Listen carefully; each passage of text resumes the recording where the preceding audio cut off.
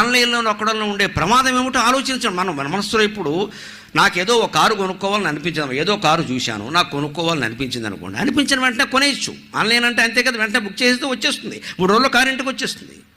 కానీ నేను వెళ్ళాలి, ఓ షోరూమ్కి వెళ్ళాలి, సంప్రదించాలి, 4 షోరూములు తిరగాలి, ఏది మంచో చూసుకోవాలి, నా బడ్జెట్ ఎంతో చూసుకోవాలి, ఎంత పెట్టగలను, ఎంత అప్పు చేయాలి, ఇవన్నీ చూసుకోవాలంటే ఏమవుతుంది, ఓ 2 నెలలు వాయిదా పడుతుంది. ఈ 2 నెలల్లోగా నా కారు కొనుక్కోవాలనే వాంఛ నశించవచ్చు కదా.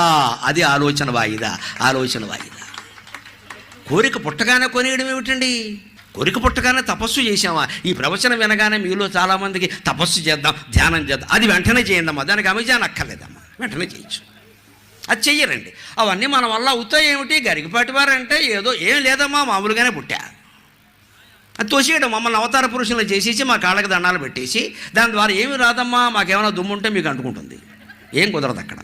నేను పెడుతుంటే ఎవరు పాదాభివందనాలు చేయకండి దయచేసి.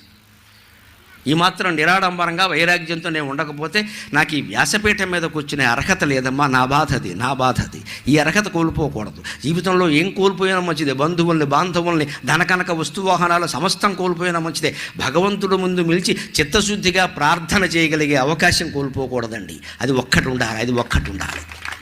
అమ్మవారి దగ్గరికి చెయ్యెత్తగానే ఏం చేసేవరా వెధవా అని ఫోటోలోంచి ఆవిడ ప్రశ్నించకూడదండి. నన్ను ఆ నిజాయితీ ఉండాలి. నువ్వు ఎలా బతుకుతున్నావో, ఏం చెబుతున్నావో నన్ను ప్రశ్నిస్తే నా పని అయిపోయినట్టే కదా. అమ్మవారు అనుకో, ఫోటో కాదండి, అమ్మవారే ఆవిడ.